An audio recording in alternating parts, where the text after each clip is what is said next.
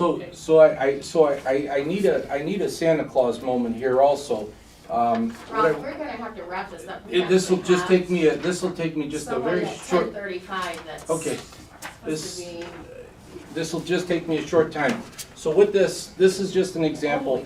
There's an error down at the bottom that 2018 should say 2010, and I hit the wrong number. So that 2018 on the bottom graph. So there's always there's always this silver lining in our cloud, and I'm not here to bring you bad news with the ask on the vehicles, because that's critical for the safety of this county, the efficiency of our department, and a move forward position. But this is something that Dave Lair and I had put our heads together to just do a go back on our budget to see where is it that we're spending money, what is it moving forward. And this is not to criticize the commissioners, this is not to criticize past administrations, this is not to criticize anybody. This is a situation that it comes down to responsible spending. We are here to be able to look out for the best interest of the residents of Portage County. One of the things that we found is in 2010, we had a phone bill in our system that our sheriff's office was paying $80,000 in 2010. That phone bill in 2016 went to $281,000. In 17, $327. In 18, it climbed to $357. In 19, it climbed to $524. And in 2020, it climbed to $753,000. That we have receipts that was paid $753,000. So what's the reasoning for that, Rob? So the reasoning is this, and I'm not here to throw Todd in a bad situation. We brought this up when we met with Todd. Todd basically said, don't worry about that, we handle that and we pay that. As a commissioner, I worry about it. I worry about that answer, because I am concerned about the spending in the sheriff's office. The key was the county does not worry about it. The key was it is being worried about elsewhere. That was the point of that comment. So it shouldn't be portrayed publicly that the county could care less what its phone bill is. I would like to clarify. I didn't see that you said the county, and this isn't an argument that I'm trying to have. I'm just being totally transparent. So it is this is a concern to the sheriff, concern to myself, concern to Dave Lair, who ultimately want to be responsible. This is a situation of neglect. That's the best way that I could put it. That this is a situation where we have not taken the steps to completely re-identify and assist AT&T with the technology in the phone system and the phone lines, that they basically do not service this stuff any longer. And what this is like a penalty that we have paid and paid and paid. We have spent last year probably $600,000 more than we should have. Wow.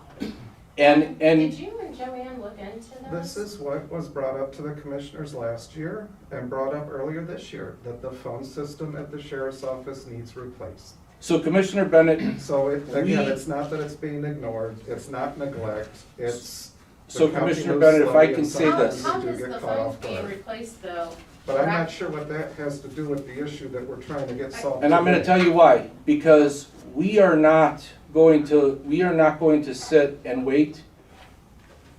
Dave Lair has been in communication already with AT&T. We are fast stepping this process, and we're here to proudly say that we are going to address this for you. We are going to get this resolved, and we're going to save you this money. We're going to do everything in our power to get this to where it should be. And when I look at this is disturbing to me, because our take-home program is a drop in the bucket when we look at what we have been basically sending to AT&T every year. Well, but there is a contact person and a process in place for the phone bill, so what I would like you to do instead of circumventing our staff. I haven't. I'd like you to work with our staff, if you would. We're working with try Joanne to- currently, and Dave, if you wanted to Yeah. expound on it. No, Joanne and I are talking, she's supposed to be getting information from AT&T. I mean, overall, from 2010 to 2020, the county's bill in total doubled. It went from 1 million and change to 2 million and change. So it's not just the sheriff's office. It's just our portion went from, the number was 89 to the 753. So we've been disproportionately impacted, but the county as a whole is paying twice as much as you were back in 2010. And that means the technology is outdated and you're being penalized every year. So money is just drain out of the budget.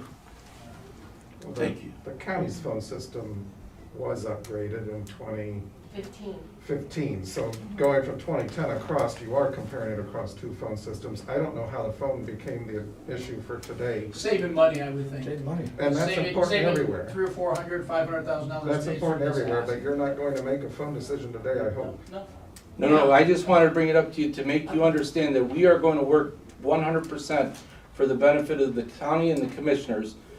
That We we appreciate have that. that ask, but I'm gonna tell you that we are going to have a major offset in 2021 with what we're going to be able to help you with this, Well, good. 100%. And we would like to see that, and I know you mentioned you're gonna do some fundraising too, so, The Royal Girl Scouts are gonna buy a dog for you, I promise. yeah. Very good.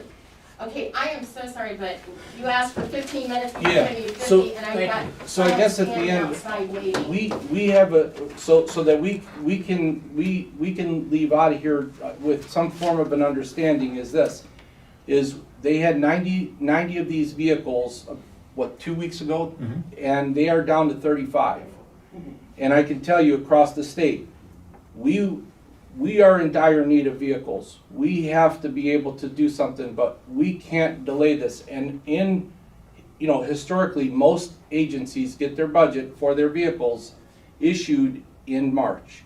So the order process, and Todd will probably agree with me, the timing is going to be of the essence that we've got to be able to get a move forward or a not move forward. But the process is normally we order from November to early January. We have since passed that, and you normally would get them delivered July, August. You are having to work in a budget that was already set last year.